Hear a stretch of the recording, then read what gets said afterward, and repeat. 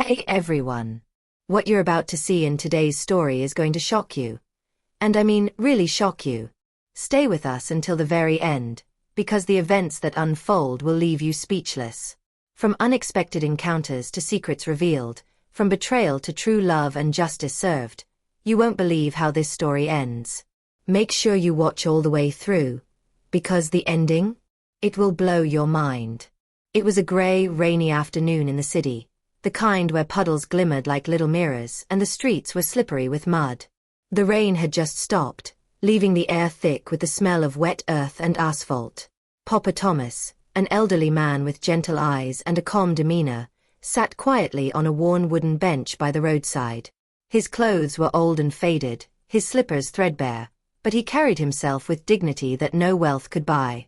He had just finished sweeping in front of a tiny neighborhood shop and was resting before heading home, letting the soft drizzle on his shoulders remind him of simpler times. Suddenly, the quiet was shattered by the roar of a black Range Rover speeding down the narrow street. Without slowing, the car shot through a large puddle. A tidal wave of muddy water leaped into the air and drenched Papa Thomas from head to toe. Brown water soaked his shirt, trousers, and slippers. For a moment, he sat frozen, gasping, trying to wipe the mud from his face. "Hey! Look what you did!" a woman shouted from the crowd. But the car didn't stop. The tinted window rolled down just a few feet ahead, and a sharp, proud voice cut through the air. "You shouldn't be sitting so close to the road, old man. This is not your village." The window rolled up again, and the car sped off. The crowd was silent for a long moment, shock written across their faces. Whispers spread quickly. Did she just say that? Wicked woman. She can't even apologize. But Papa Thomas lifted a hand calmly and said softly, almost to himself, "It's okay. Leave her. Let God judge." His eyes were serene, reflecting a lifetime of patience and wisdom. Meanwhile, Vanessa, the woman in the Range Rover, strutted into a luxury shopping mall, her designer heels clicking against the polished floor. She pulled out her phone, snapped a selfie, and posted it online with the caption, "Only the strong walk over the weak. Boss Queen." Within minutes, the comments flooded in, "Slay. Queen of Queens." She smiled, proud and unbothered. To her, people like Papa Thomas were invisible, worthless, unworthy of respect, and entirely beneath her. That evening, Papa Thomas returned to his home, a beautiful mansion that contrasted sharply with the streets he walked daily. Bernard, his son, noticed his father's soaked clothes and sighed. "Papa, what happened to your shirt?" "Another bad day." Papa Thomas shook his head gently. "Bernard, today I saw the most rude woman." Bernard frowned. "Papa, why do you keep going out there? You don't need to sit by the roadside or interact with strangers. We live in a mansion. You have everything you need." Papa Thomas looked at him calmly. "I will never stop, Bernard. Not until I find a good woman for you. You're 36 years old. You need a wife. Someone who will build with you, not just enjoy what you have." Bernard hesitated, rubbing his forehead. "Papa, I have a girlfriend." Papa Thomas raised an eyebrow. "You do? Then tell me, where is she from? What does she do? Is she kind, respectful, humble?" Bernard looked uneasy. "Papa, she's beautiful, smart. But sometimes she's rude. She talks down to people. She spends money recklessly. She can be proud." Papa Thomas leaned back, silent for a moment. Then he said firmly, "Bernard, I've seen women all my life. A good woman brings peace, not noise. She builds, not destroys. Beauty fades, but character lasts forever.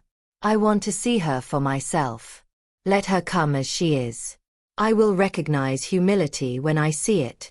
Bernard nodded slowly. "Okay, Papa. Maybe this weekend, she can come over."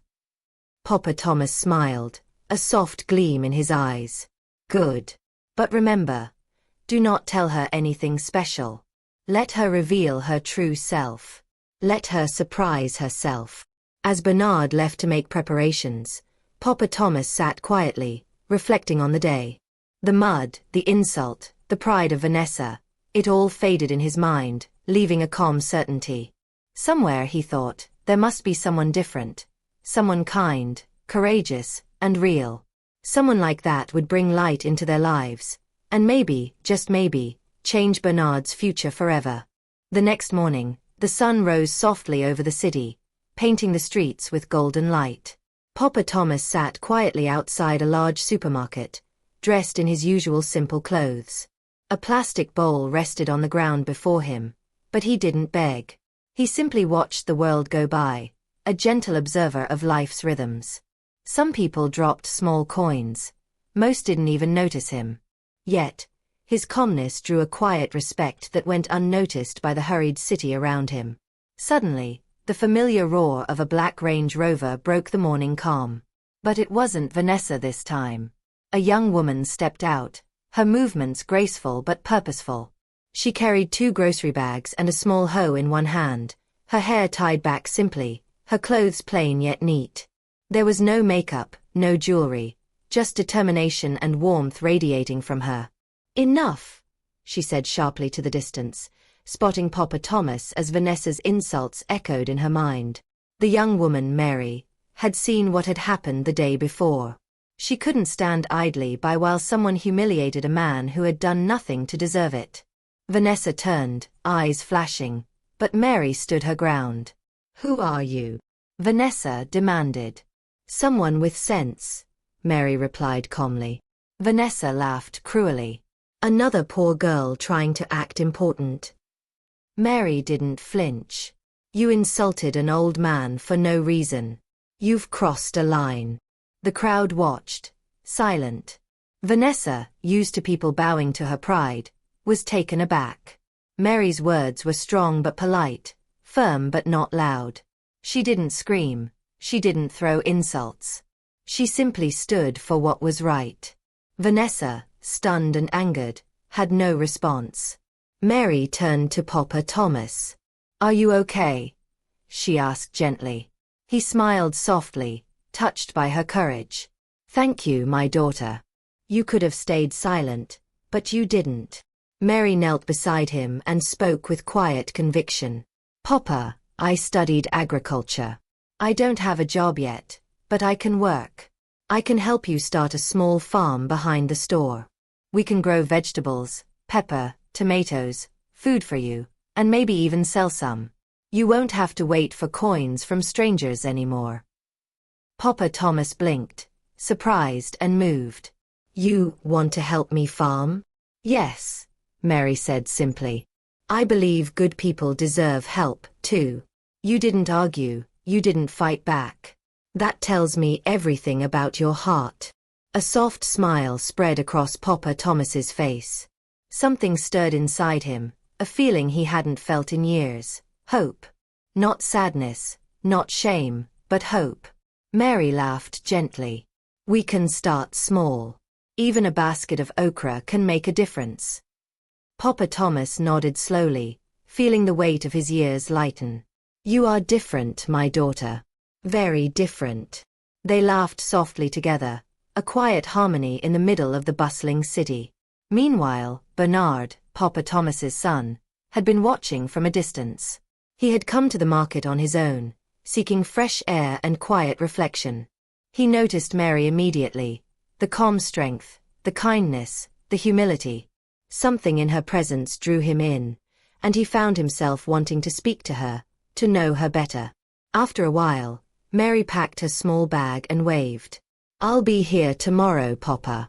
Don't go missing." "I'll be here," Papa Thomas said with a warm smile, his heart lighter than it had been in years. Later that evening, Papa Thomas returned to the mansion, where Bernard was waiting.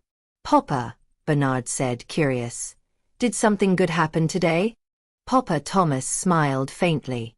"Yes, Bernard. I met a woman who reminded me of what life can still offer.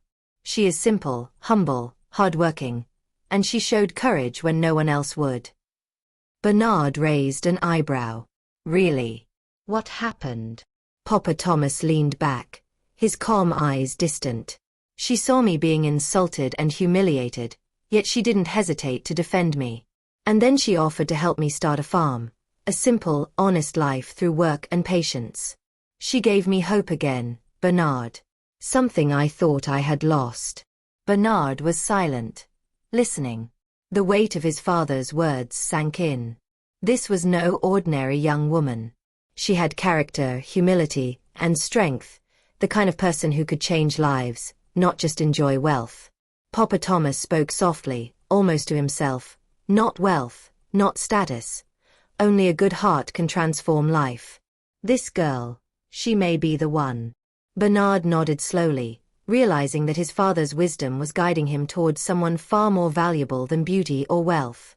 The city moved on outside, unaware of the quiet revolution taking place on a small plot of land behind a supermarket, where hope, kindness, and the promise of new beginnings were being planted, one seed at a time. The weekend arrived, and with it, a gentle breeze that carried the scent of earth and new beginnings. Papa Thomas and Mary met early in the morning, just as the sun began spilling golden light across the city streets. Behind a row of small local stores, they found the small piece of land Mary had secured from her uncle. A modest, quiet patch, yet perfect for their plan. Mary's hands moved with practiced ease, spreading seeds, loosening soil, and sketching out tiny rows for okra, tomatoes, and peppers. Her movements were precise, patient, and calm. Papa Thomas watched her silently at first, marveling at the diligence and care she put into even the smallest tasks. "You make it look so easy," he said quietly, a smile tugging at his lips. Mary looked up, her face glowing with quiet pride. "It's not easy. But work teaches patience, and patience teaches peace." Papa Thomas nodded, feeling a strange warmth in his chest. Here was someone who understood life, not as a game of wealth or status, but as a journey of purpose, humility, and respect. Together, they planted seeds, watered them, and tended the small farm as the hours passed. Birds chirped overhead, and the city's noise seemed distant, almost irrelevant. For the first time in years, Papa Thomas felt a calm he hadn't known he'd missed. "See," Mary said, handing him a small watering can. "Even the smallest effort can bring life. One day, this little patch will feed you, maybe even sell a little at the market.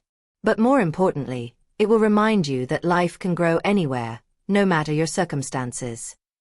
Papa Thomas took the can with careful hands, pouring water over the freshly planted okra. He looked at Mary, admiration shining in his eyes. "You have a gift, Mary. Not just with your hands, but with your heart." As they worked, Bernard quietly arrived, having followed them to see Mary. He leaned against a nearby wall, observing her. He had met many women, yet none had left him feeling this way. None had commanded respect and admiration simply by being themselves. Mary noticed him but didn't pause. She continued instructing Papa Thomas on planting techniques, speaking softly, yet each word carried clarity and encouragement. Bernard's admiration grew with every passing moment.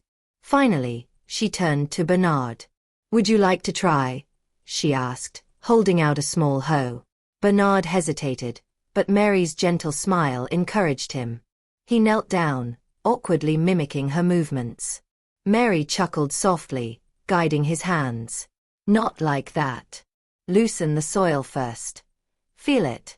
Life grows where care is given." 4 hours, the three of them worked together. Dirt under their nails, sweat on their brows, laughter mingling with the scent of fresh earth. Papa Thomas felt alive again. Bernard felt connected to Mary in a way words could never describe.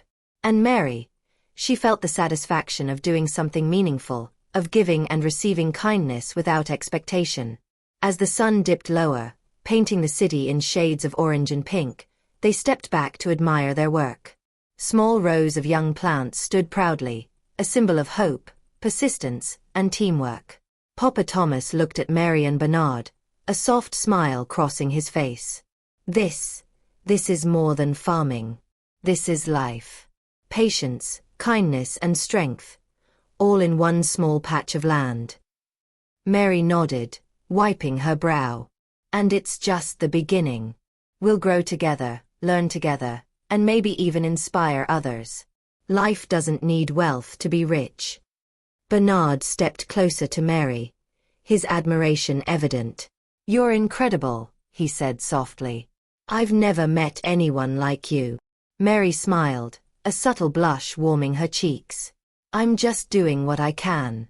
The world could use more care, more humility, more respect for those who are often ignored. Their moment was interrupted by the distant roar of a car engine. Papa Thomas frowned slightly. Mary noticed his unease. Don't worry, she said quietly. We're safe here. Let's enjoy the peace while it lasts. But in the distance, the black Range Rover glinted in the fading sunlight. Vanessa, watching, plotting, her pride and envy burning stronger than ever. The seeds of discord had been sown, just like the seeds in their small farm. Papa Thomas, Mary, and Bernard didn't notice yet, but their peaceful day marked the beginning of new bonds and new challenges. Their hearts were opening, their trust growing. But trouble was never far behind. As night fell, they left the farm, dirt-stained hands and tired smiles marking the start of something beautiful. They had grown more than plants that day. They had planted hope, respect, and a sense of belonging that no wealth or pride could ever replace. The city's skyline glowed under the late afternoon sun, but inside Vanessa's luxury apartment, shadows filled the room. Her fingers drummed angrily against the marble table as she stared at her phone, replaying the news. Bernard, the quiet billionaire, was moving forward with Mary, the simple, humble girl from the village. Vanessa's jaw clenched. Her pride, her control, her carefully crafted image, all threatened by someone she deemed beneath her. This can't happen, she whispered. I won't let him humiliate me like this. Determined, she dialed a number she hadn't used in years. Sko, she said coldly when he answered. I have a job for you. Something delicate. On the other end, a rough, grizzled voice responded. I'm listening. Vanessa outlined her plan in chilling detail. Drugs planted in Bernard's office, false accusations, and worse, eliminating Mary and Papa Thomas. Every word dripped with malice, a symphony of jealousy and pride. She believed her wealth and influence could execute the perfect crime. But Sko was silent. For a long moment, he considered the man in question. Bernard. The same Bernard who had once saved his sister's life, given his family work when no one else would, and even helped during their mother's illness. He had seen Bernard's kindness firsthand. This isn't right, Sko muttered. I can't do it. Vanessa's voice hardened. You'll be paid. Just do it. No, Sko said firmly. I'm not destroying a good man because of your pride. But I will protect him. With that, Sko executed a plan of his own. He secretly recorded Vanessa's entire call, the blueprint of her crimes. Then, the next morning, he walked straight into Bernard's office. Sir, Sko said calmly, I need just 10 minutes of your time. Bernard looked up, puzzled. Do I know you? I'm someone you helped years ago, Sko replied. Now it's my turn to help you. Sko played the recording. Vanessa's voice filled the office, her malice laid bare. Bernard's face turned pale as he listened to her plotting, attempted framing with drugs, and her cruel intentions toward Mary and his father. She really wanted to destroy us, Bernard whispered, his hands trembling slightly. Sko nodded. She underestimated one thing, the goodness she tried to crush. You, your father, and Mary. You are stronger than she thinks. Minutes later, the authorities acted. Vanessa was arrested at a luxury restaurant, still flaunting designer clothes, unaware her empire of pride was collapsing. She screamed, cried, and protested, claiming innocence, but the evidence spoke for itself. In court, Vanessa wore her black dress and tried to act composed. The judge pressed play on the recording. Vanessa's wicked words filled the room, the insults, the threats, the plots. The courtroom went silent, shocked at the extent of her cruelty. Your Honor, Vanessa sobbed. I didn't mean it. The devil did not force you, the judge said calmly. You planned evil. You acted with malice. You shall face the consequences. Vanessa was sentenced to 15 years without bail. Pride, envy, and malice had brought her downfall. Meanwhile, at the mansion, Bernard relayed the story to Mary. She listened, horrified but grateful. That could have ended everything, she whispered, tears in her eyes. But it didn't, Bernard said gently, holding her hand. Because good people exist. People like Sko, and people like you. The danger passed, but the lesson remained clear. Strength alone cannot protect you. Goodness, courage, and loyalty are the truest shields. That weekend, they traveled to Mary's village. Bernard knelt before her parents, expressing his intentions and offering them a house in the city. You've worked too hard, he told them. It's time to rest. Come live near us, so we can honor your family as I honor my own. Mary's parents wept with joy and gratitude. They accepted Bernard's gift, knowing their daughter had found love and a man who truly valued family, respect, and kindness. As the sun set over the village, a sense of peace settled over them. The seeds of mistrust, envy, and malice had been uprooted.